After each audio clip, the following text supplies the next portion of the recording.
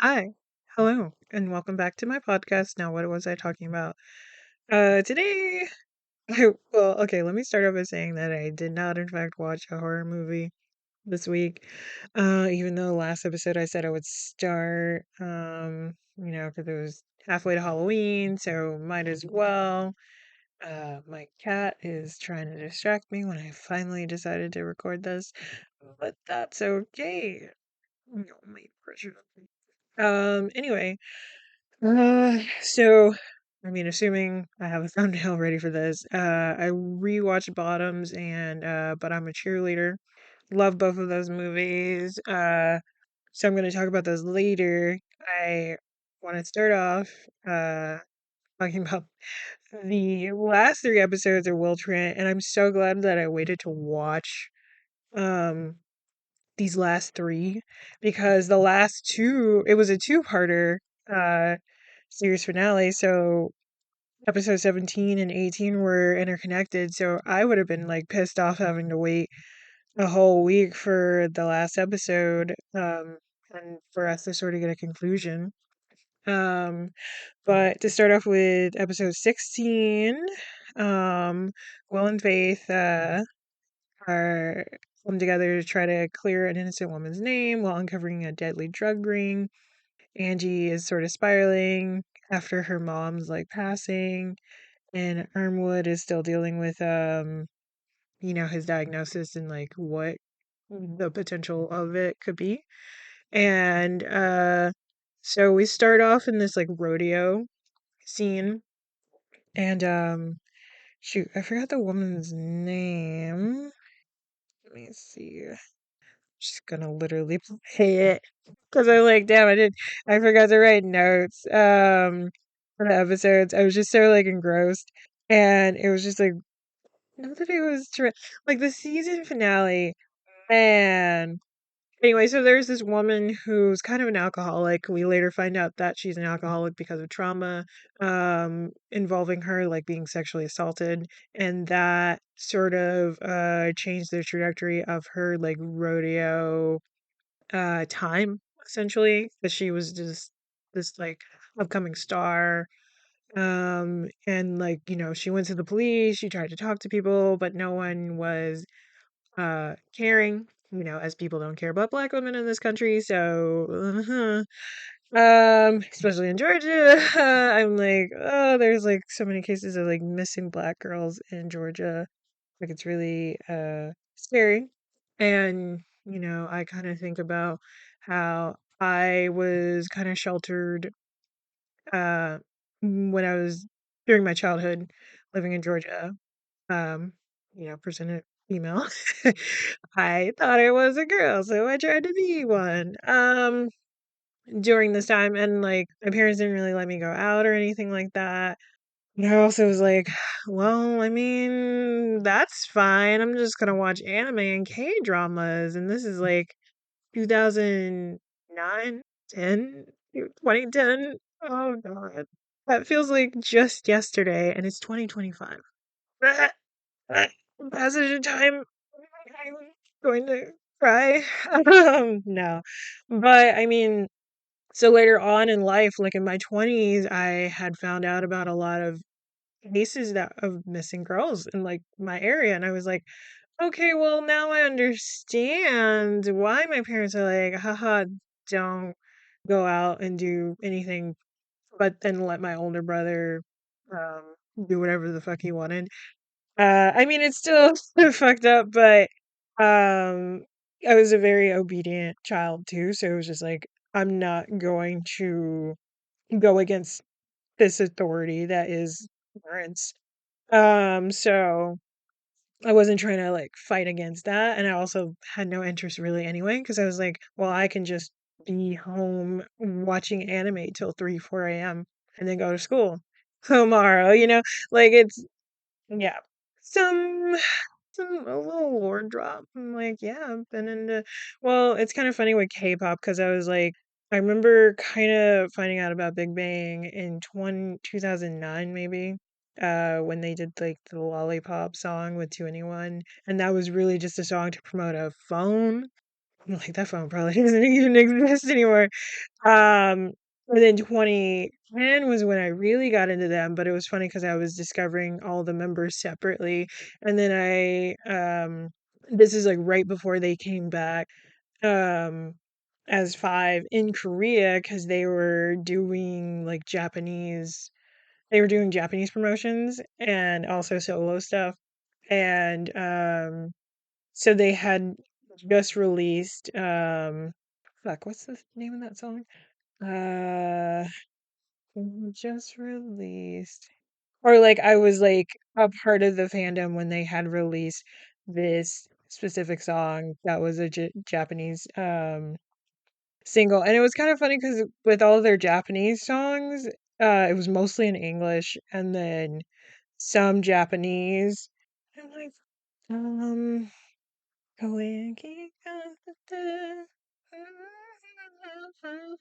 it wasn't that song. 15 years ago. Um, Shoot. Um, I physically cannot remember what that song is called. I'm like, maybe if I just look up Gar Gar Go or something. I'm like, YouTube is not being uh very helpful right now, and I'm like, I just want to look up something for it to come up, uh, and then for me to get like recommended literally the song, like, please, right now, because I cannot remember. And I'm like, all I could think about with the video is that bass song. There's like these like circles in the video, and like Day Song grabs onto one of them, and I was like, I thought that was just like a 3D thing. I didn't realize the circles were real. I'm like, what the hell is this song? Oh my god. Um, I'm gonna have to just look up their discology or something. I mean, Haru Haru is a bop. It's not Tell Me Goodbye. Beautiful Hangover. I was gonna scream. Oh my god. Literally, the song is Beautiful Hangover. And hopefully by this point I'm gonna be flipping things. So I'm gonna literally put in the clip of Daesung physically holding on the circle because that was crazy. I was like, what the fuck? I think that was a real circle. Literally, yeah, literally I was a fan of theirs fully in 2010, and I was, like aware of them and was seated for the premiere of this music video in August of 2010, which is crazy. Um but it's like for me, it's a mix of stuff because it's like some of the K-pop during that time felt like kind of nostalgic music for me. So it was a mix of like R&B, hip hop, and all this stuff, but with an Asian like twist on it rather than it being like cultural appropriation or anything like that. Not that all groups are like this. Like like when I like K-pop groups, I like them for specific reasons, and that's either because they acknowledge that they're inspired by not just American culture, but Black American culture, and they also acknowledge the or even just talk about big artists that inspire them. Like even Jackson Wang talks about like, like he knew he wanted to become like a performer when he saw this video or like stuff of just Michael Jackson himself, and then like Prince being one of his favorite artists and stuff like that. And I'm like, yes, I love it when there is that acknowledgement of I'm not taking and I'm not taking from Black American culture and not even acknowledging it. But no, I'm aware that this is the origins of the music genre that I am creating music in. And so that is what I liked about Big Bang because they were also like G Dragon specifically was talking about different rappers and stuff that he grew up listening to and loving, and also like when groups are self-producing music and stuff. But I was just getting out of liking K-pop by like 2014 or so. So it was like a part of uh second gen, third gen. Like I was paying more attention to that. So then I knew when GOT7 came out, but I wasn't really paying attention to them. And I do remember when Just Right came out, and I was like, oh, this is poppy, this is happy. I was like, I'm not in a place for this music. This is a little too happy for me. I mean, it's a cute song. I like the song now, but like when it came out, I was like, I am depressed. uh, um, so then I went back into like just loving metal, screamo, emo music and just listening to mostly that. I'm only really getting back. I mean, I had the one um podcast episode where I was talking about like, oh, the fandom has reawakened in me because of G Dragon's new album. But I'm like, I have a sneaking suspicion he's not gonna go on a full tour. He's only gonna do the Head in the Clouds fest that's happening in LA. He's only going to do that one performance. 2NE1 is going to be there. Bunch of other artists that I don't actually know are going to be there, which is honestly the reason that I'm not going because I'm like, I don't want to spend all this money to fly there, get a hotel, buy the ticket, and I don't even know like most of the artists. I like they're probably really good, but that concert is like next weekend. Um, like literally it's in a week. And I'm like, I don't that's one, it's not financially feasible for me to do that. And two, it doesn't make sense for me to try to um go somewhere just to see one artist and kind of be miserable or I mean I probably won't be miserable, but it'll just be like, uh-huh, and there's this artist that I don't know, and another one, and another one. Like it's very different from when I went to When We Were Young last year. Um which was so fun because I knew most of the artists on the lineup. And I got to see Atreyu. I got to see The Devil Wears Prada. You know, like all of these like groups that I like grew up on that I would have loved to have seen when I was a teenager or like preteen. But again, it was like coming from that strict background. I didn't even feel comfortable asking to go places, you know? Um, I'm like, damn, and people would always go to fucking Atlanta.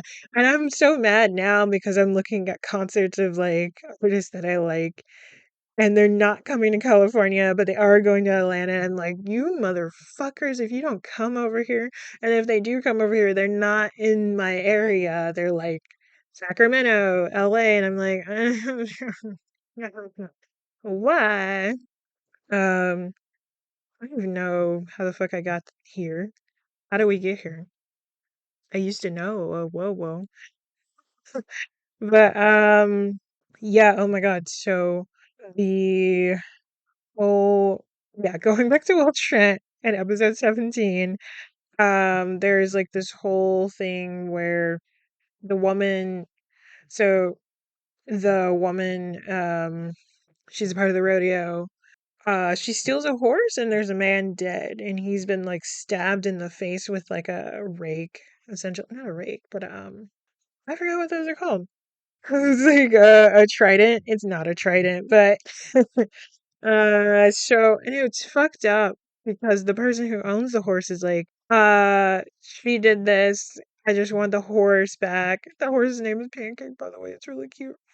Um, and he's putting out like a $10,000 reward or whatever. And honestly, this whole experience has kind of sobered her up and like brought her back to like the person that she used to be, which was like more confident and just she's just a bad bitch. I'm like, I'm glad. I love this episode. I'm glad she's like it was technically self-defense for her. But there were like some fun camera moments in this episode. There was a funny moment where Will and I'm gonna call her Grace and Faith go to this man's house because they believe that she was there. And he's like, she wasn't here. there wasn't a horse in here. And then it like pans to where a literal horse probably was because there's just carrots and leaves and like horse shit on their fucking carpet. It fucking sucks because he ends up dying after that. But there's a man after her and Pancake. And it turns out they're using uh the guy that got killed and the person that's after her, they were using the horses to run drugs. So there was a bunch of drugs in Pancake specifically, which is why they were trying to get the horse back. And she kind of caught them in the middle of like a handoff, I guess. Um, and she broke the dude's nose, which is why there was like blood on a pole further away from the crime scene. Because they're like, because Will is the one that like pointed this out. So I'm like, he got that tism. He be noticing stuff. And yeah, it was a good episode. Oh, there was like this whole other moment where they were able to Faith was able to get the guy that was after Pancake and the woman. And but the woman got shot in like the leg, which sucks. And they're like, we're fine. You just get Pancake out of here too, and get help because they didn't have signal or anything like that because they were in bumfuck nowhere. And there's this scene where Will's talking to Pancake, and this whole time he's had a fear of horses because he's like, I can just handle animals Betty's size, which Betty is the little chihuahua that he owns now. And I'm like, Betty's so cute. That dog is an actor. Um, but there's this whole thing where Will is having this heart to heart with the horse, and he's like actually come around to like being around this big gentle creature. Um, and then the horse faints, and he has this moment where he's like, um, "You need to live, and then if you live, I'll live." Because in the beginning of the episode, we see him and like trying out this new therapy, where the therapist is trying to get him to like feel his emotions, and not like feel as in you're angry, so be angry. It's like, where does your anger and sadness sit within your body? And to feel that and then to like release it. So a lot of his grief and stuff was in his stomach, which is why he's having like stomach issues and anxiety. Um, and a main point she was bringing up to him is like, okay, you do feel this way, but do you actually want to live? And that's something he had to figure out for himself. And yes, it's certainly something else for him to sort of anchor his life on a horse. But it is something he needed. And I kind of get that of just like, because I've just been like such a suicidal person. I've dealt with suicidal ideation most of my life. I mean, in the last few years, it's kind of just been like this numbness. Um, and I've, yeah, it's like on hindsight, I've thought about like all the different things that I've tried to do to sort of anchor myself to being alive and staying alive.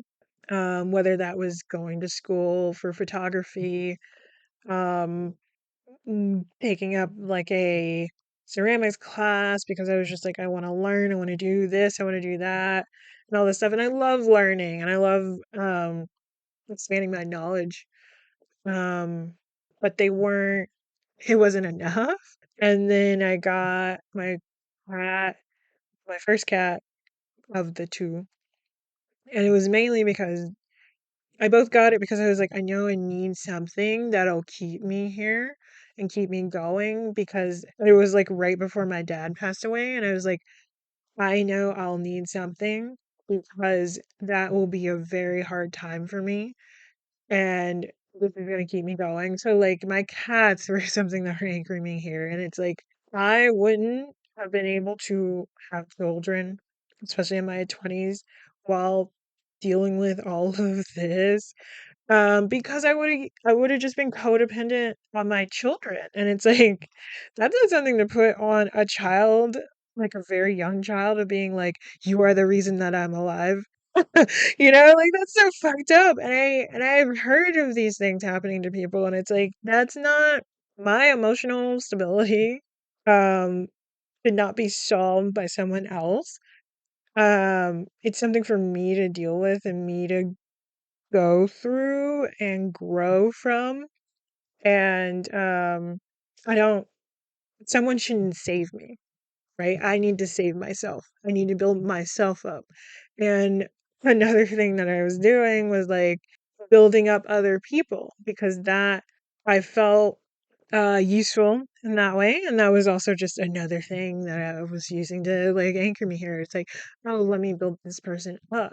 And however long that takes, and that was just distracting me from like feeling low and down and stuff. And I'm like, I don't know why I'm getting so like um expressive in this way, but I think just like watching Will deal with this and it being him being a character that isn't someone that's like dealt with that emotion of like a deep depression and like suicidal like ideation, and just not even the suicidal ideation, just the no motivation to like continue your day by day. um and then just to see him sort of like come back from that a little bit, even just connecting with this horse that like it's not like you can communicate really with words, like with English words with this animal, but he connected with this horse and this horse made it through, and he's now like, maybe I should have the will to live too. um and it's definitely something that I'm like, yeah, I like HRT is definitely, saved my life, like, because otherwise I feel like I was very close to ending it last year. um I was doing so many things that were like, let's do violin because I loved it when I was younger. I didn't love it right away, but I loved it eventually. Let's, redo that. Let's go to When We're Young Fest because those are all artists that I loved when I was younger. It was all just like sort of healing experiences, both for my younger self, my teen self. Um, and yeah, and then I finally started tea um last July. So like almost a year on it. And only within the last few months have I been like, I feel I feel the will to live. That's crazy. And I mean, I feel like my last ditch effort was like taking some sort of film production class just to like expand on my knowledge on filmmaking and stuff. And just like, again, knowledge is the thing that's been keeping me here, and like expanding on what I know has been the thing that's been keeping me here. And I was like, and I feel like if that wasn't it, I really just was gonna end it all, I think. Um, which is sad to say, but I'm like, I do feel more open about talking about it because again, I'm just like someone who self isolates whenever I'm feeling down and stuff because I don't want what I'm feeling to be put on anyone else. I guess it's like, which is why I would distract myself with like other people's problems. So yeah, that got really dark and deep. Very fun conversation. But yeah, so the lady, to get back into Will Trent. So the lady, she did kill the guy, but it was in self-defense because he was coming at her with a gun. They got the drugs out of Pancake, and Pancake is still good to go on the rodeo. You're not gonna retire her yet, and you're not gonna retire that bad bitch either. Um, I'm trying to think. And then so Armwood got his affairs in order and finally talked to his children about what was going on with his brain tumor. Which is great, fantastic, because again, like dealing with like someone passing, it's like a lot of it is so much of just like paperwork and like dealing with their stuff and all these things, and it's like you're grieving while also trying to figure out all these like logistics and stuff. So like for someone to have everything like that set up beforehand is great. because otherwise you'll be like stuck like scrambling to figure out what to do. And especially if like his children were the ones that were kind of forced in that position, and like his oldest is still in high school, so that would be like way too much for him to deal with. Um, and then getting into, I'm going to talk about 17 and 18 at the same time because they're both related. So, um, Faith and Will are kind of sent to this rural town to investigate the death of a local sheriff. Um, Amanda kind of shows up and just tells them to go, and Will's like, I haven't even gotten dressed. I'm still like in my workout clothes. He's like in sweats and shit. And she's like, no, you need to go now. And then of course they show up and there's this like fucking asshole of a sheriff who's just like, oh, so y'all just show up like this? And he's like very judgmental or whatever. And I'm trying to think. Oh my god, I forgot about I'm gonna get there because I need to talk about Angie later on, which was it was this is crazy. Um, so like I don't even know how to. So it ends up that the sheriff wasn't the one that the person. So the sheriff got killed, and there was a guy that she had brought over, and he also got killed. But the sheriff wasn't the main target of the killings. It was the guy that she brought home. The sheriff was just like a casualty in this. And that guy ended up being a part of this like domestic terrorist group who was actually a whistleblower and was giving out basically trying to warn the people through the press of like plans of this like chemical uh warfare that was essentially about to hit fucking Atlanta. Um and all of that's happening, and this cat kind of comes by and like messes everyone up, and everyone's blood gets everywhere, and it ends up that Will and the kind of assholey sheriff are related, and it turns out that this is Will's dad, and I'm like, oh my god, this is too much drama.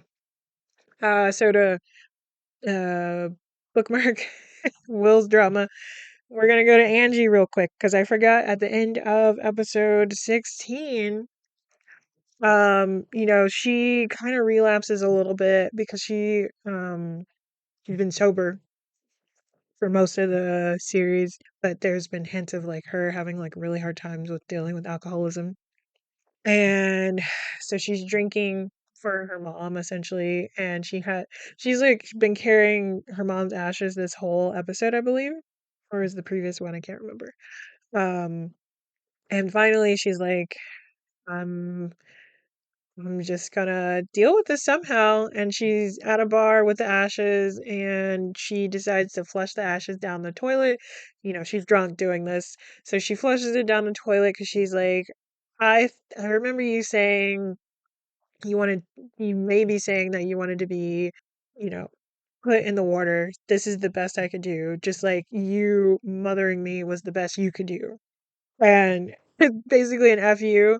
But then because she's drunk, she kind of sobers up a little bit and realizes like, oh shit, I didn't mean to actually do that. And she's like crying and everything and trying to get her mom's ashes back out. And it's like, oh, that's no, you can't do anything. It's fucked up. And then she comes out of there and she sees this couple arguing with each other, and the man looks like he's about to like hit the woman. So she um prevents that, but then she gets a little rough with the man. Then the fucking woman is like, "Hey, don't do that to my man." I'm assuming anyway. And they both jump her. And I'm like, "Well, this is the worst day ever." She just accidentally, I mean, she purposely did it, but then honestly, it was more like she probably thought to do it, but didn't actually want to do it. Flushed down her mom, relapsed a little bit, and now she's getting beat up by both of these people. What the fuck? And when I told my friend that, she's like, I hate straight women, because what do you mean? Like, you're gonna care more about your man than, like, the fact that you're beating up this woman? Essentially, a woman that's smaller than both of you, first of all.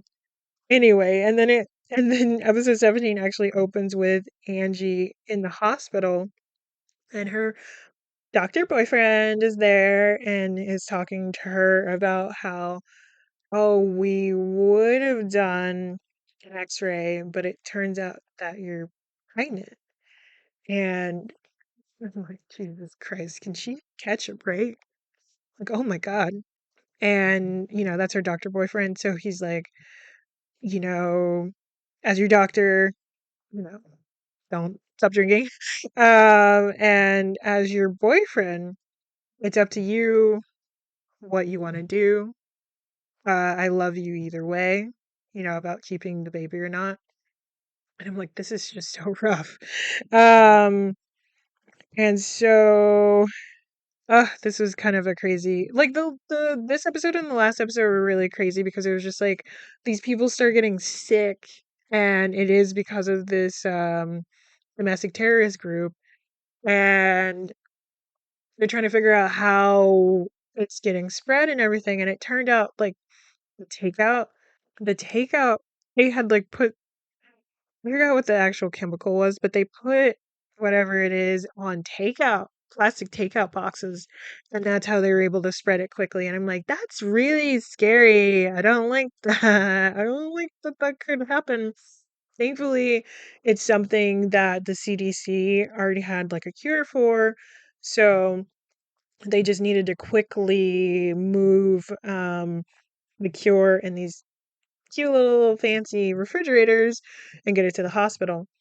But turned fucking out that one of the police was also part of this fucking domestic terrorist group, and set them up to get taken over by the rest of his crew, but he ends up getting killed in the crossfire. And it's just Armwood and Faith and what's his name? I forgot his name. And I'm gonna sing so I can. I think Franklin? Yeah, I think his name is Franklin. And if it's not, played by Kevin Daniels. I'm like, that sounds like a black ass name. That's probably his name. Um, and so yeah, so it's just like back and forth, fire between gunfire. I mean, not fire. Like, that'd be interesting. Like, what would you? I guess you could just throw like Molotov cocktails at each other, and that would be back and back fire, I guess. Anyway, so they're running out of ammo because again, one of the fucking ADP regular clothes cops was a part of this domestic terrorist group, so he didn't really pack enough ammo for everyone. Um, and there's a van of like all these girls who are dressed. They have all these matching jumpsuits. It's really cute. Oh, tracksuits. Um, and they're like, y'all need to be quiet, basically, because this is dangerous and y'all need to get down. And so Armwood comes up with a plan to, I don't remember where the C4 came from, but uh, like basically, if they could shoot the C4 over to the truck that the terrorists were using, they would be able to at least knock it out and then, you know, quickly get everybody else with their limited ammo. And it turned out that the girls were actually like a part of this archery team. They won second place. They're usually, I think the previous year they won first place, but they're like, oh, this is like yardage that they could clear basically, and they're confident in clearing, although of course they're getting argumentative with the one person who caused them to be in second place. And Faith is just like, hey, shut up. She needs to be calm. Like, this is very important. We don't need you to be argumentative about any of this right now. Like, she needs to be calm so she can do this. Um, and so there's this like really cool scene with all of these archers coming together with like lit arrows and everything and the C4. in order to get this truck. And I'm like, oh, this is really cool. And Armwood sort of, because he still doesn't really know if tumor is cancerous or not. He thinks that this is an opportunity for him to, like, if he goes out this way, at least this is a death he chose, rather than being taken out by his tumor. And I'm like, I mean, yes, that's very heroic. That's kind of how his character is written. Because he was also in the army, so that's how he comes up with the idea of with C4 and everything. But I'm also like, oh, that's such a man thing to do. Self-sacrifice. And like, you don't have to. But I get you want to be heroic and everything. And he is pretty badass. It was actually kind of funny because I think, oh, one of the terrorists kind of snuck up on them from behind, but he guns him down right away. And like one of the girls is like, "Are you on Instagram?" And I'm like, he's not. Because he's an older man. He doesn't know social media like that. And he's not one of those like people in these really public facing jobs that are like, haha, let's make TikToks and Instagram reels at my work place of work. And I'm like, are y'all, this feels like a privacy issue. um, anyway, so it actually ends up with Will showing up in like a truck and hitting the like last assailant essentially. And I'm like, what happens in the last episode? Oh, so then they realize that there's like a phase two in the last episode of like what the terrorist group planned on doing. And I'm like, oh, Jesus Christ. Oh, maybe I mixed up both of what was happening. Oh, I kind of did, I think. Whoops. Uh, yeah, I kind of did. I think that was actually the last episode. Let me make sure, because I'm like, if I see the girl shooting arrows, oh yeah, that was actually in the last episode. Whoops. So yeah, that was actually a part of the season finale, not series finale.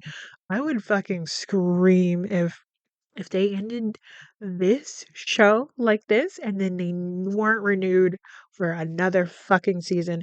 I'm very glad that this is a network television show and not a show on streaming, and that's why I was able to get 18 episodes of this season and not fucking 8 and not fucking 6. I am tired of shows that are primarily on streaming and we only get 6 or 8 episodes, maybe 10 at the most, and then they get canceled in one fucking season. I'm tired. Put it on TV. Put it on actual TV and then stream it on whatever fucking platform. That's why I like Hulu because it is connected to network television. So I don't have to have cable or an antenna to watch these fucking shows. But now it's owned by Disney, so I don't know how fucking different it's gonna be now. I hate it here. Um, let me go to details. I'm like, what the hell happened in 17?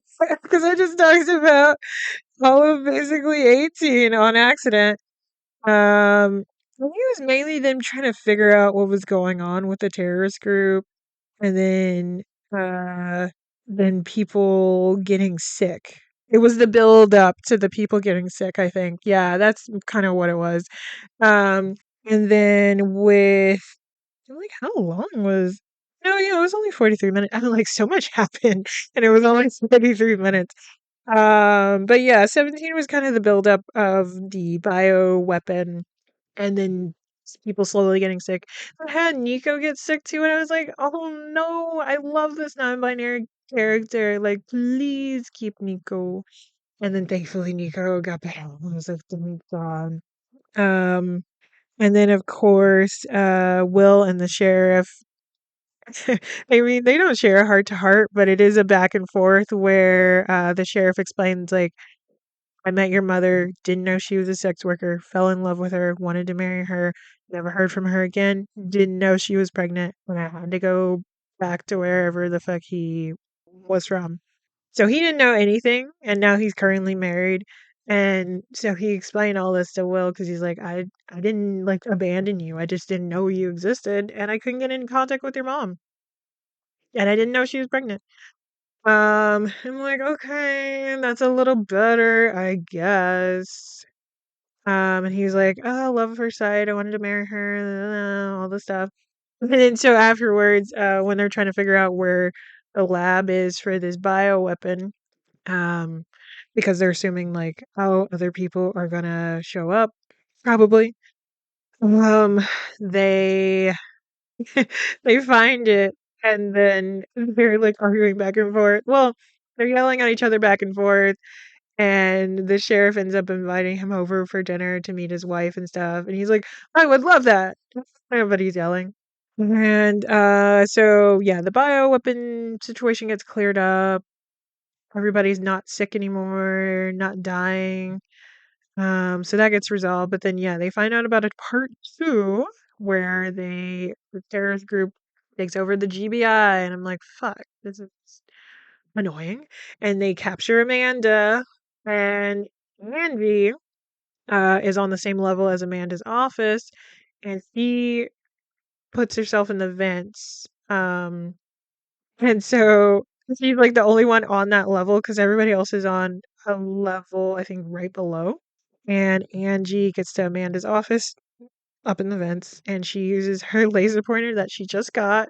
I'm like, they made reference to it in the very beginning of the episode, and I was like, that's interesting that they pointed this out. But I'm like, okay, so y'all pointed it out because she's gonna use it in some way to basically identify herself to Amanda. And Amanda basically, upon realizing that Angie's in the vents, uh gives away that like Will keeps an extra gun in um his desk just in case anything happens, and then to sort of get people to go to her office because I don't think they're actually, it was like either her office or Will's office. I think it was her office. Because they don't. Oh, and then she identifies that there's only like five people. I'm like, wow, she's so quick on her feet. I love her. I fucking hate if she gets shot and then she's in the hospital. Angie's in the hospital because she's trying to make sure she didn't miscarriage. Which she doesn't, and she's there with Will because she couldn't find her doctor boyfriend who's busy. We see that Nico's good, and they hear the heartbeat of the baby, like Will does, and the nurse mistakes Will as the dad. And oh, there's this whole moment between them where, she had, because they had been together for a very long time, on and off, like they'd known each other as kids and stuff. And um, she says this whole thing about, like, I had pictured this happening with you, and it feels so surreal. And, he's about to cry. Like, it's very emotional, but she's like she's sad about it, but you can tell she's happy that she's with her current person. Which also speaking of, I'm like, damn, we haven't seen Will's like potential love interest in like a few episodes. I'm like, does she even exist anymore? We haven't seen her since like the whole thing with him like accidentally killing that child and trying to save that child. I'm like, damn, that's fucking crazy. Does she exist? So the doctor boyfriend shows up, Will quietly leaves. She tells the doctor boyfriend that she is going to keep the baby and she believes that the baby is a girl. Um and there was kind of this it ends with us uh thing because I mean, even before her finding out that she was pregnant, she was saying that she was going to stop drinking, like that addiction would end with her. And I'm like and then I was kind of getting the end with us sort of similarity there, but that was more about like dealing with abuse, domestic violence and stuff. I think, I mean, I haven't read that book. I don't want to, and don't really want to watch the movie either. But I mean, I have my own opinions about like uh I guess growing up around domestic violence because it's like my mom was definitely abused by my dad when I was younger, and then they divorced, and like there's this whole thing that people have about like staying together with their partner for the kids, and it's like when I think of it, I think it's better for you to get out of that situation and maybe have the other parent like co-parent, because at least that shows for children that what you're going through as a parent in that relationship isn't okay, and that it is better for you to get out of that situation than to stay, because if you're staying in an abusive relationship, you're showing that that is what is okay and what should um and what will be mirrored by your children growing up, and then that'll become like a cycle, because that is what a child, like, you being abused is what a child is used to seeing, so that is the only form of love that they know of, even though you can tell them that it's wrong, but if you continue to stay, it won't make sense. So, it's definitely better to break up with someone, even if it's, like, not financially viable, which really fucking sucks, and it's like, that's why, feminism exists, and, like, a lot of people have fought to make it easier for people to leave relationships and not be financially tied to someone in that way. So it's easier to leave. And like a lot of people stayed together because they couldn't financially make it on their own, not because they were in love with each other. It really fucking sucks. Um, but yeah, so it's like Angie at least had sort of that happier ending of like she is pregnant, she wants to keep the baby. And like she had a same thing too, like Will and the horse, where she's like, I need you to survive, because she thought she was miscarriaging. I need you to survive, and then I'll survive, and like all this stuff. Like we have to make it out of this, which was like her in the vent and dealing with like the five terrorists. Um so that, like she needs to survive so that the baby survives and all this stuff. And then Amanda is shot and like in the hospital. I think she's out of surgery, but she just hasn't woken up. And Will goes over to her hospital room in order to talk to her. And it's like this is a woman who is like the closest thing to a mom to him, who she was the one that found him in the dumpster that he was left in after his mom was like brutally murdered. Um like murdered and like gave birth and then was murdered, essentially, I think. Something crazy. Like that was a whole like plot in season 2 of like him uncovering who his mom is and all this stuff. I think it was season 2. Um that shit was crazy. And then it jumps to Armwood and he's like home and everything. And then he starts having a seizure because he still hasn't been able to get to the VA and get his like blood work done and all this stuff, because all of that logistics has been annoying and then annoying back and forth. Like the whole reason Nico was at the hospital was so that they could hold his spot so that he could be doing other things, because they were taking forever. And then when he showed up, they're like, "Oh, we actually closed. You're gonna have to come back another day." And it's not like he needs to go into surgery and shit, but he needs to do his blood work. But anyway, so it's like it ends with Amanda unconscious in the hospital and Armwood having a seizure and needing to go to the hospital. I'm like, what the fuck is the end of the season? I hate it here. And now I have to wait until the beginning of um next year for the new season. And I'm like, oh, thank you. There is a new season. There's gonna be a new season. I'm so glad. Um, what else? What else? What else? What else? All right, I somehow talked about Will Trent for like an hour, almost an hour. Um, honestly, definitely wasn't me talking about Will Trent an hour. It was me talking about my experiences with Will Trent sprinkled in. Um, didn't mean to do, but it sort of happened. I don't even know how I got on that like K-pop tangent. I physically don't know.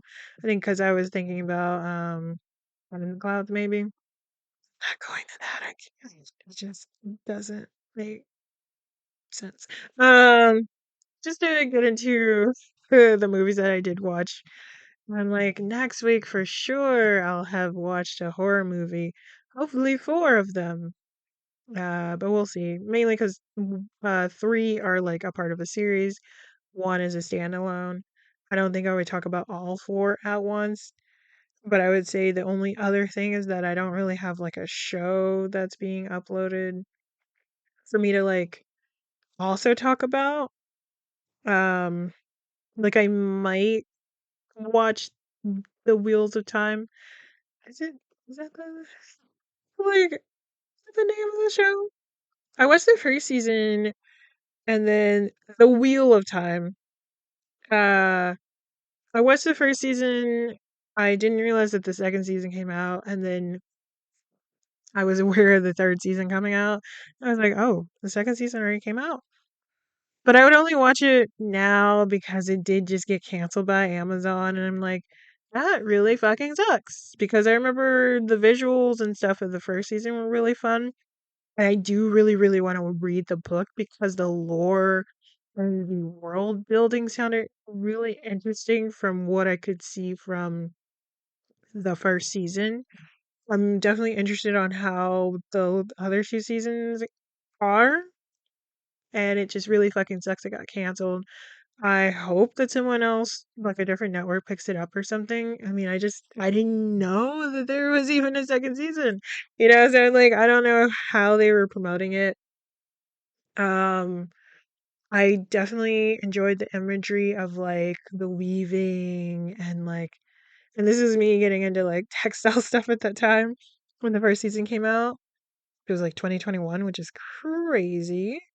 And like the intro is all like animated and stuff, and it looks really cool. And it's all this weaving and like using a loom and everything. Love it.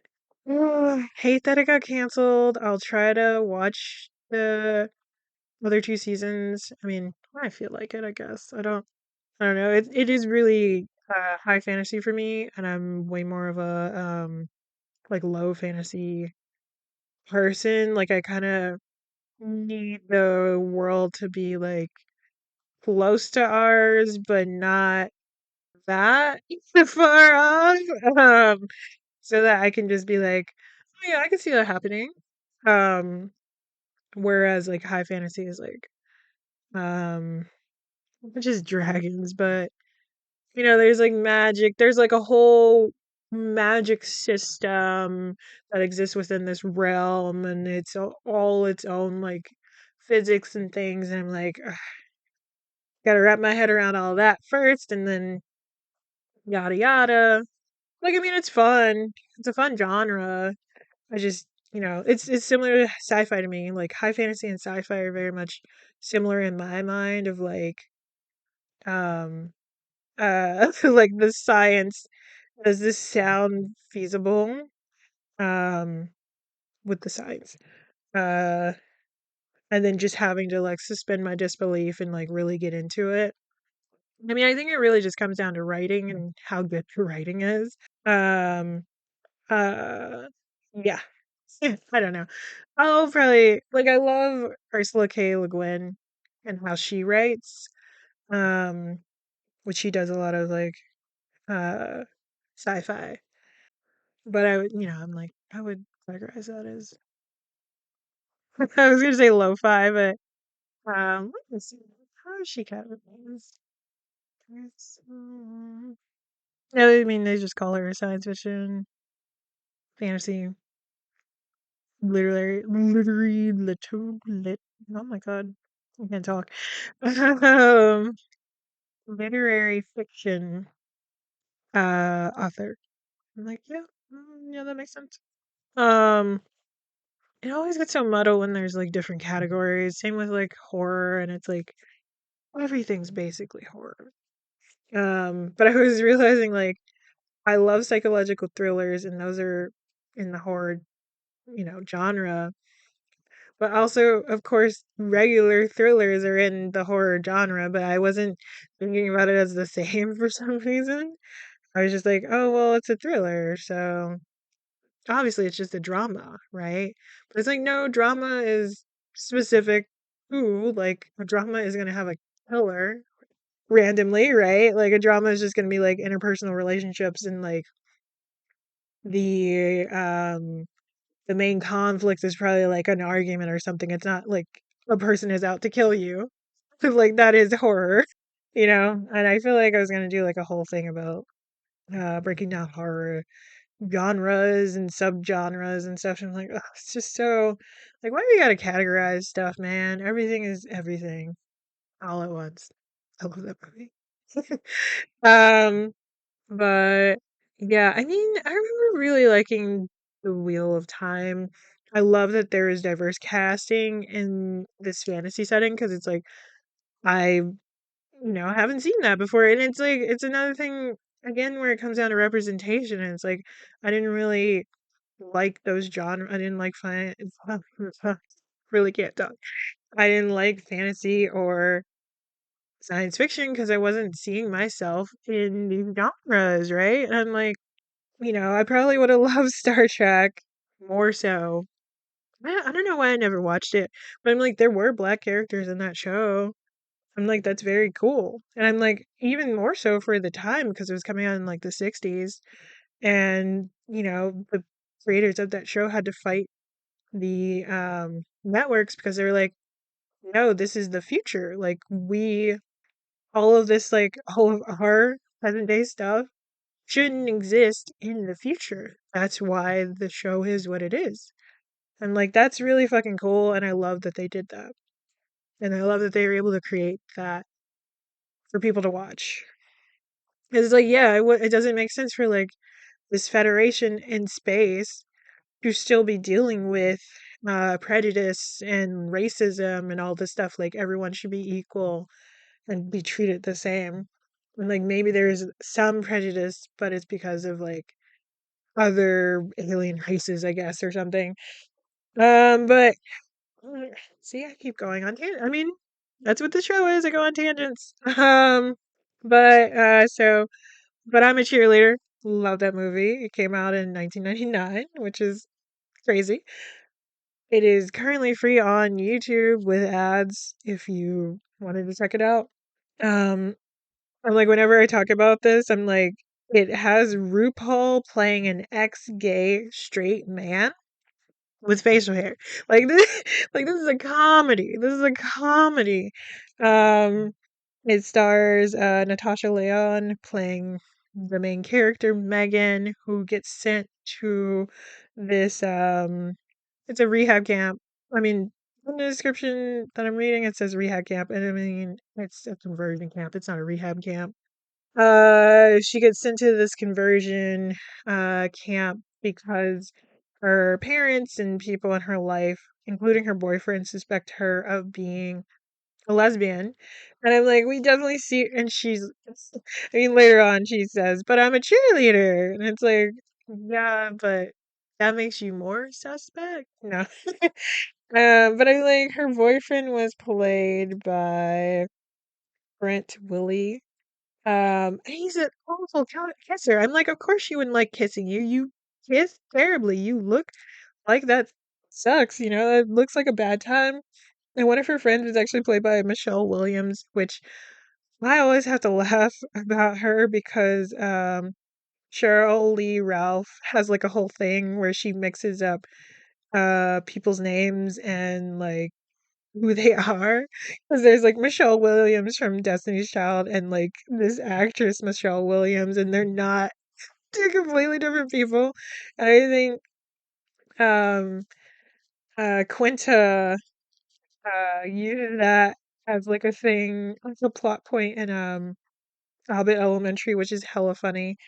Um and let's see, oh her dad Megan's dad is played by Bud Hort, who is fucking Harold from Harold and Maude, which is like one of my favorite movies. Um, love that movie. It was so I'm like, and I'm this is why I love um looking at the IMDb and like just the cast listing of stuff when I'm about to talk about it, because I really wouldn't have made these connections just watching the movie, because I mean, I recognize him now looking back at him and stuff, but it was like I can't it's so crazy to think about him. He's also still alive. Him being in this movie that I love from the 70s that takes place in, SF Bay Area. Um, that movie, I mean, I think the theme is like suicidal ideation today. That movie is about a suicidal um young adult who does these like fake suicides as like pranks on his mom. And he sort of ends up getting in this romantic relationship with this much older woman who kind of inspires him to live out his life and everything. So it's sort of like a dark comedy. I really, really love it. It's one of those things that like definitely like inspired me to have mm, like a better outlook on life and stuff. I fucking love that movie. It does have a kind of sad ending.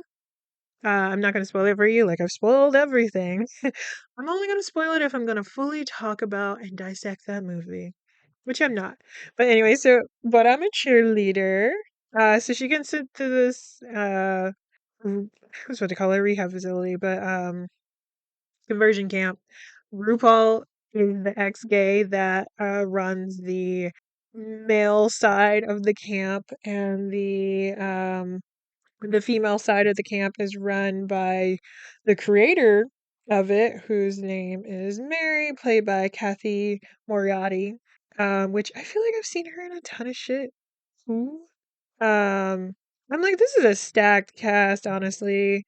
Lots of people. So I love her voice. She was like I love her raspy voice.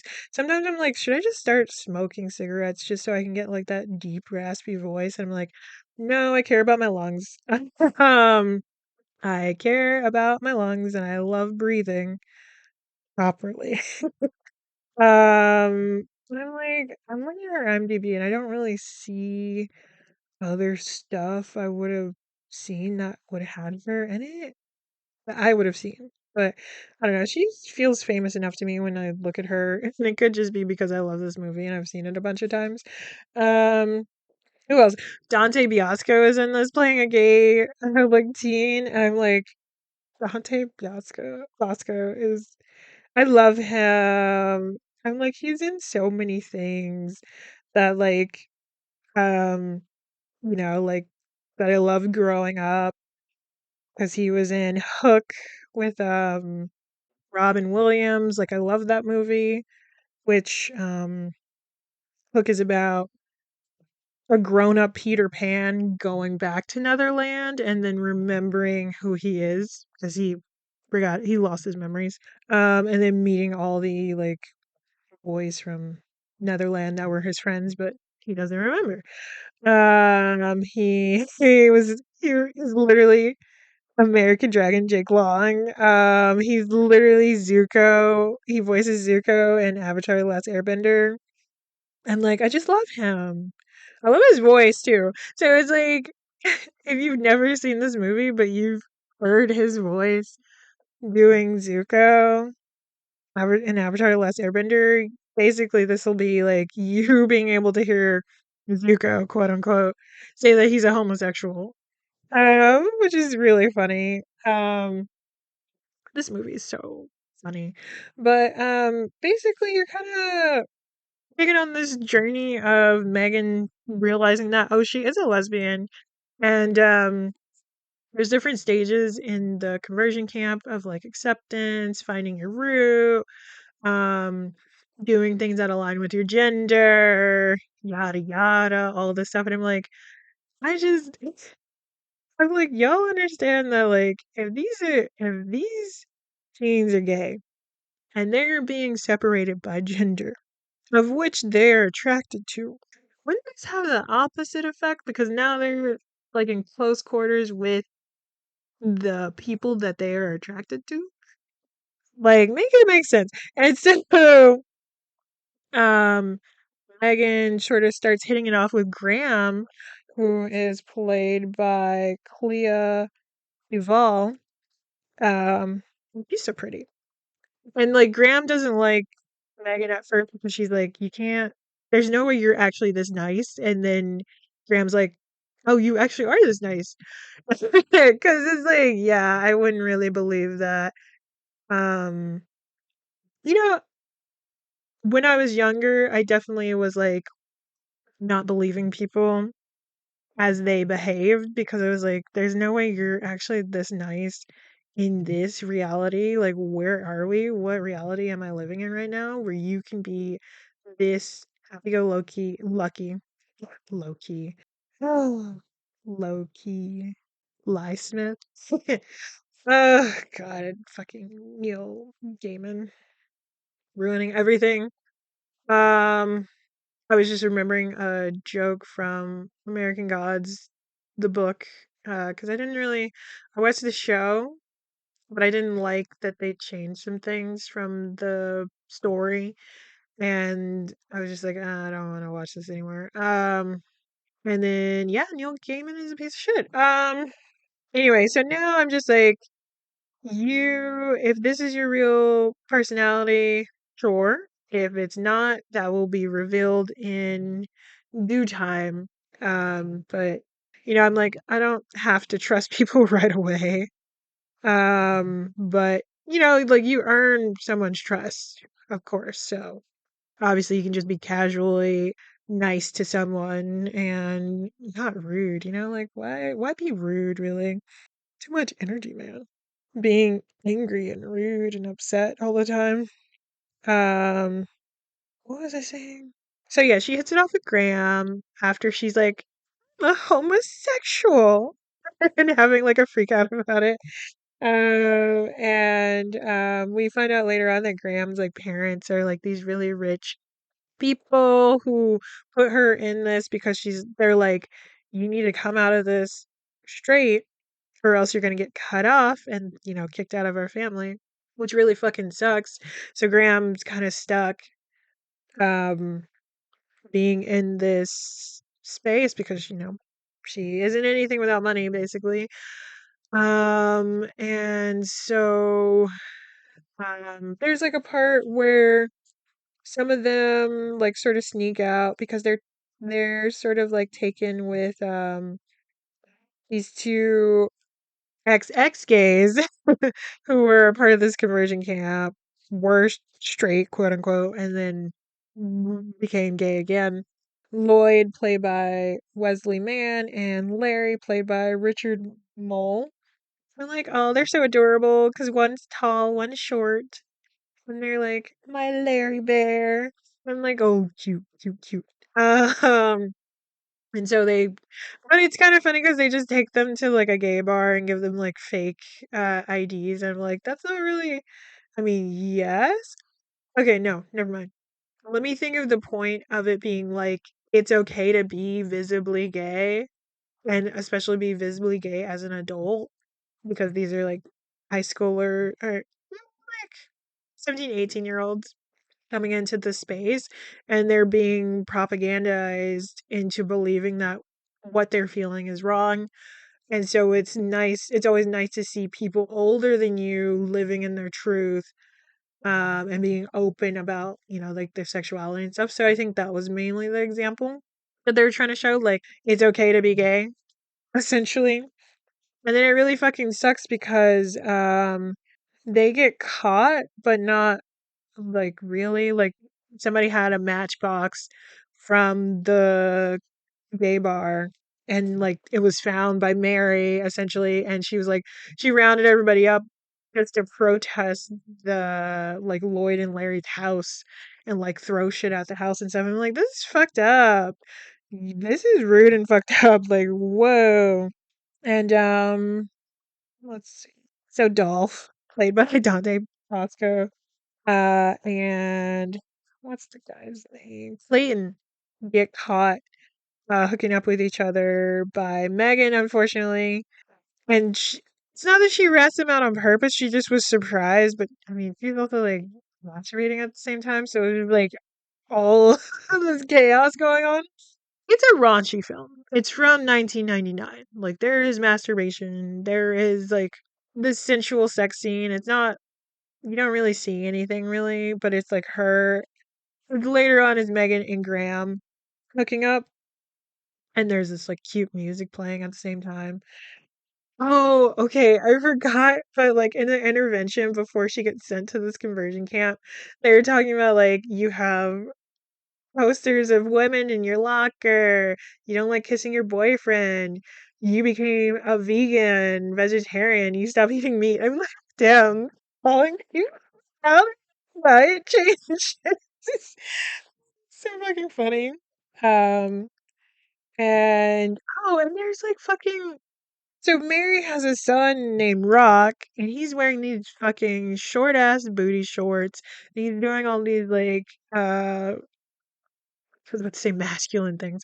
More so butch things, very butch things of like field work and like fixing up stuff. And he's basically a temptation for not only the boys that are there, but also RuPaul's character Mike.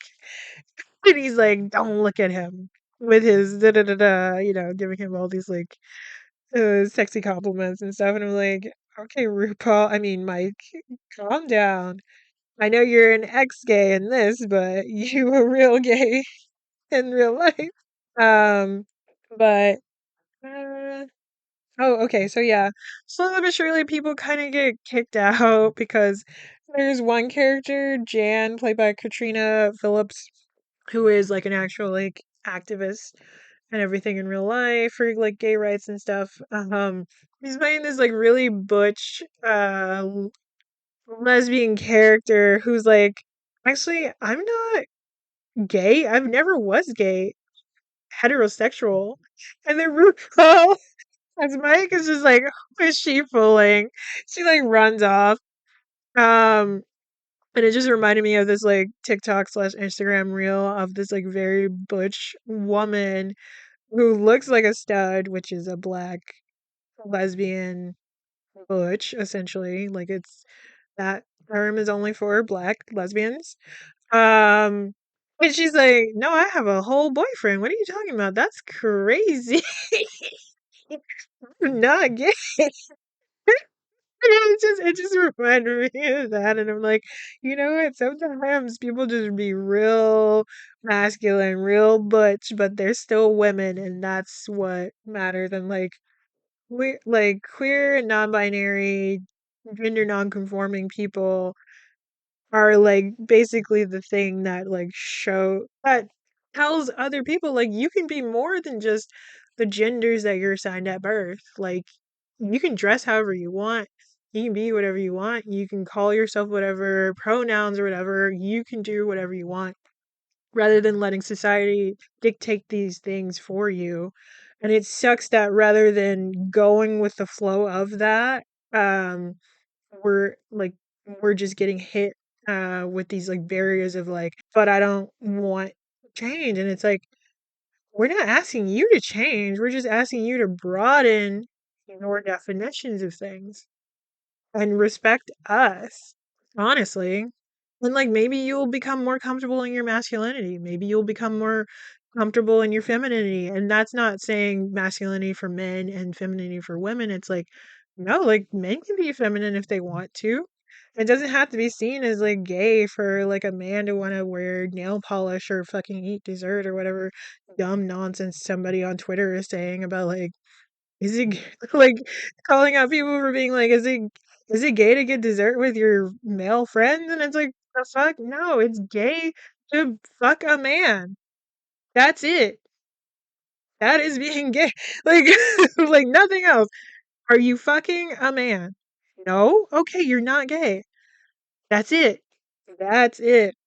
Anyway, I mean, all in all, it ends with Megan gets kicked out and she gets because they get caught. Her and Graham get caught with each other, and it's all because of fucking Snide, played by Catherine Town, who's like sort of jealous because she is into Graham, but Graham's not into her. And she's just weird. But I'm like, oh, not a goth character being portrayed as like a weirdo. And I'm like, no, because she could just be goth. Um, oh, and then there's Hillary, which is another character we kind of see, but she's not like in it. Played by Melanie Linsky. I'm like, she's definitely someone I probably had a crush on when I was younger. Because she's so cute. And she's like in a bunch of stuff now. I think she's in Yellow Jackets. Yes, she is in Yellow Jackets currently.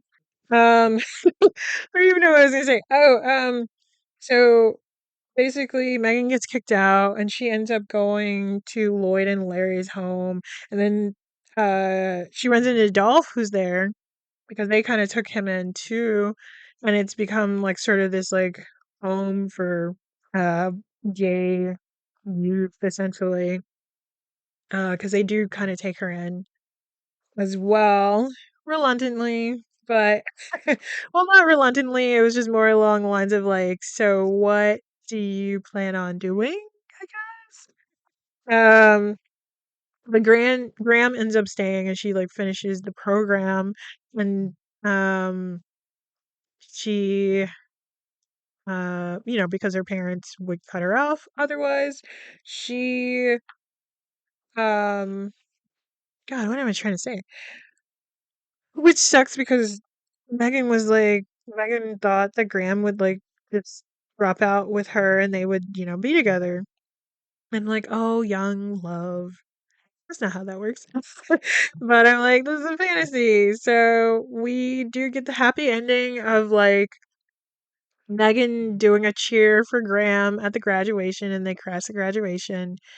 And it was cute because Graham was like, I would love to hear one of your cheers and everything. So she does this cheer for her. And Graham doesn't leave right away, but it's kind of a fake out, and Graham ends up going with her too. Um and Dolph is there to get Clayton as well. Um yeah, it just had like a cute little happy ending where everyone gets with their people. Even Mike, played by RuPaul, and Rock look like they're kind of getting a little intimate. But it's cute. Love that movie. And there's even like an after credit scene where Megan's parents go to like, I mean, it's kind of treated like an AA meeting in a way where all these people are gathered, and it's like a group of people who are parents of gay teens or whatever. And I'm like, so then in the end, Megan also ends up having parents who support her. And I'm like, that's cute, that's wholesome. Love Harold and Maude. And then we're not trying to have this go on for too long, so I'm just gonna. I feel like I've already talked about Bottoms as well, but on rewatch, I was like, PJ's character is a lot more annoying than I remember her being, because I'm like, she really just is in this um, to just fuck some girls. And I'm like, she's complaining for most of it. She gets mad at Hazel, who's basically the thing that's keeping their group alive and like running. But to go into Bottoms, like in the description, it's about two unpopular queer high school students that start a fight club to have sex before graduation. So it's kind of like very reminiscent of like early 2000s, like teen dramedies, like sex comedies and stuff, which I loved. I loved that like nostalgia factor about this movie. I ended up seeing it twice in theaters when it came out in 2023. Mind you, I'm very much a COVID conscious person, so I am going to things fully masked, both theaters. I went to when we were young and I was fully masked. I love that I could go in and out of that festival which was perfect. I had my like noise cancellation loops in. My hotel was like 5 minutes away, so I could literally just like leave and go into an air conditioned room, which was fantastic. And that hotel wasn't even like super expensive or anything. The one across the way was way more expensive too. Which was like the clown circus one. Oh, it was called Circus Circus. Yeah, kind of wanted to go in there because it was circus themed, so there were like clowns and stuff everywhere. But anyway, so bottoms, yeah. So, PJ is played by Rachel Sonnet, who is also one of the directors. Not directors, she's one of the writers, sorry. She's worked with the director, Emma Selig, Selig, Seligman? Seligman. And this is actually Emma's second film. Rachel was in her first what? Her first movie, Shiva Baby, um, where she was also playing like this sort of queer woman who, honestly, I need to watch that for real, because I know what it's about, mainly because like Amanda, the Jedi from YouTube, talked about it. Love Amanda. She, but yeah, so in Siva Baby, Rachel's playing this character who has a sugar daddy who's like this married man, but she's also going to this funeral, a wake, essentially, and she runs into the wife of the married man. She runs into her ex-girlfriend, and it's just like all this drama that's going on. And like that does sound like pretty interesting. This movie was scored by Charlie XCX, which is crazy. So yeah, PJ and Josie, played by Io Adabiri, Fiery? Io Adabiri sounds right. Um, who are two unpopular gays. It's like they don't hate you because they're gay, because you're gay. They hate you because you're unpopular and uncool. I'm like, that's so funny. And honestly, it's so interesting to go from like something like "But I'm a Cheerleader," where very much the atmosphere around gay people in general, both in high school and like as adults, was very hostile. Not that it isn't anymore, but um the reflection of there's something wrong with you and you need to fix it in that movie versus like nothing being wrong with them and they're just trying to um sleep around in bottoms, like it's such a stark difference of like how society has changed and grown. I mean, sure, we could say that. I mean, not that we can say things are definitely taking a step back because of our government and like Republicans and everything, and it really fucking sucks. But people are resilient.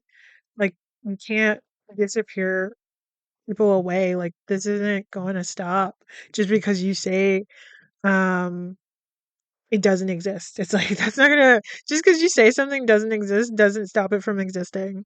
Like that's not how that works.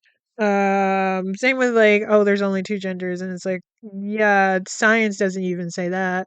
So like actually, what?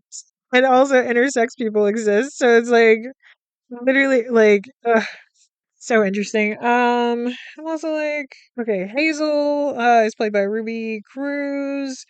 The love interest of PJ and Josie. Josie's love interest, Isabel, is played by Havana Rose Liu. And PJ's love interest, Brittany, is played by Kaya Jordan Gerber. And I was like, Gerber, like Gerber baby? And no, that I couldn't find anything about the Gerber babies, but she still comes from money. Also, it's kind of funny because it's just like, no, Brittany's just hot. She's not a lesbian. She's like, no, I'm not gay, PJ. I and that's the thing with PJ's character. It's like she wanted to sleep around and hook up with people, but she had no actual like interest in the girls that she wanted to hook up with. Because it's like even Brittany kind of complains about this in like this sort of group circle that they do of just like um wanting to get to know each other. And even though this is something Josie brought up, but PJ was like, I'm gonna use this as an opportunity. It's like, oh, you're so selfish. Um but yeah, like Brittany brings up like people don't even know that I have my own jewelry business. Like nobody is actually paying attention to who I am and like or care about that. They just, know me for being like pretty and that sucks. And I'm like, yeah, that really fucking sucks. Let's see. Some antagonists are I mean, he he's he's silly. So Jeff, played by Nicholas Steenstein, who's been like a bunch of stuff. It's really funny because he is in his own like gay film, Red, White, and Royal Blue, which is also on Amazon, I think. I haven't watched that yet. I probably will eventually. I'm like he is playing a gay character, but in this he's straight and he's Isabel's boyfriend. And he's also cheating on her with Hazel's mom, which is crazy. And then what is it? And then like Jeff's follower Tim, played by Miles Fowler, is also like he's definitely more of the antagonist. And like Jeff just does makes bad decisions and isn't great. Tim is the one that's like, I don't like these girls, these untalented gays. And then some notable characters. Mr. G, who ends up being the sort of teacher that monitors the group. He's played by Marshawn Lynch, who very attractive. Um, and he's also in this because he has a queer sister, and he kind of felt like this would be like sort of a way for him to show allyship. I'm like, that's really wholesome and sweet, really cute. Um, and yeah, so like watching this again, after having not watched it since it came out, even though I saw it twice. I'm like PJ's character was kind of annoying, and it felt very self-centered, and it felt like Hazel was kind of pushed to the back. But Hazel could have been more in it, I guess. Um, and it's also kind of funny because Rachel Sonnet is the one that like sort of wrote herself to be this way. So it's also interesting when writers kind of write themselves to be the asshole character. And in a lot of ways, like PJ is also an antagonist. Because what happens too is like I mean it sucks, but like Josie breaks her arm for whatever reason. I don't even think we even really know the true story about this. And they show up to this like party that happens before the semester starts, and Hazel is asking like, oh, what happened? And PJ jokes and says she got it in juvie over the summer, and Hazel takes this to be the truth, and like this fucking lie snowballs into them creating this fight club because there's this rival school that like beats up their team and has been doing it for years. Not only just beat up the team, but beat up people in the school, um, which is really fucking crazy. And so, um, Hazel thinks it's a good idea for them to like sort of teach self defense because though they fought in juvie or whatever, EJ thinks of it as an opportunity to meet hot girls and hook up with them. And then, of course, when people actually show up for the first time, she's like, "These are sixes at best," and I'm like, "That's so fucking rude, bro." And like, remember why these people are here? They're trying to learn self defense, not fuck you. Um, it all kind of comes to a head when the group is disbanded. The truth comes out. Isabel gets back with Jeff after making out with Josie, and I'm like, oh, they're gay. Yeah. And the actress that plays her is actually Pan, which is really cute in real life. Um, and I'm like, what happened? So then, yeah, like DJ and Josie have like kind of a falling out over all this. Because Josie's like, you didn't get what you want out of this, and you're mad at me for getting, getting what you couldn't get. And then PJ has this whole like blowout at Hazel and everything. It was just like all kind of fucked up, and I'm like, he didn't even really like come around. Josie's the one that was like went to their like gay Yoda, which is hella funny to call this woman. Rhodes, played by Punky Johnson, who's like a comedian and everything. And like she tells Josie like, yeah, no, like literally they kill someone every time they come here. Last time, like one of the more notable times was when they killed this man and his dog. And so Josie shows up to PJ and is like, hey, no, we gotta get the gang back together because they're gonna murder somebody tonight. They're gonna murder someone and we gotta stop it. And it's fucking crazy. And then and I mean, when I was telling people during the time, when this was out, I was like, no, they really commit to the Fight Club part. Like, no, this is a bloody film and it gets real violent at the end here. I remembered it being more violent, so I'm like, was there a theatrical cut and then like a home movie cut?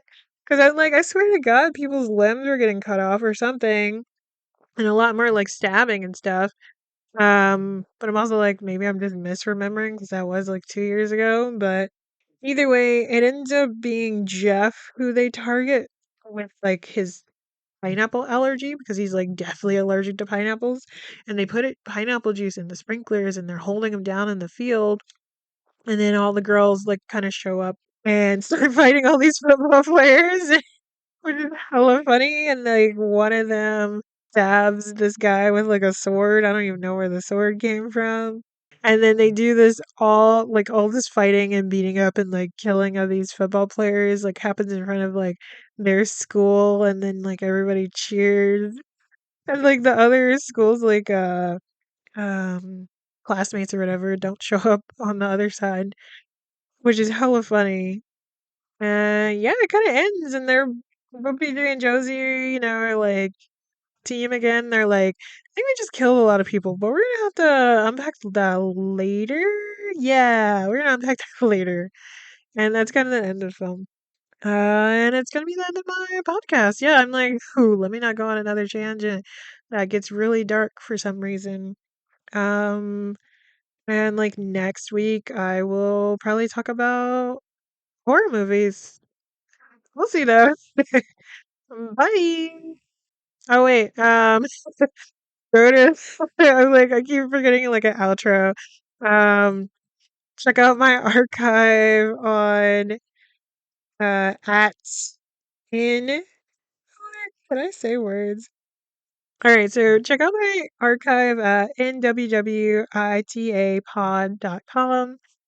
and I plan on posting on social media pretty soon. I will link that in the description wherever you plan on listening to this. And I'll see y'all next week. Bye. You're for real this time.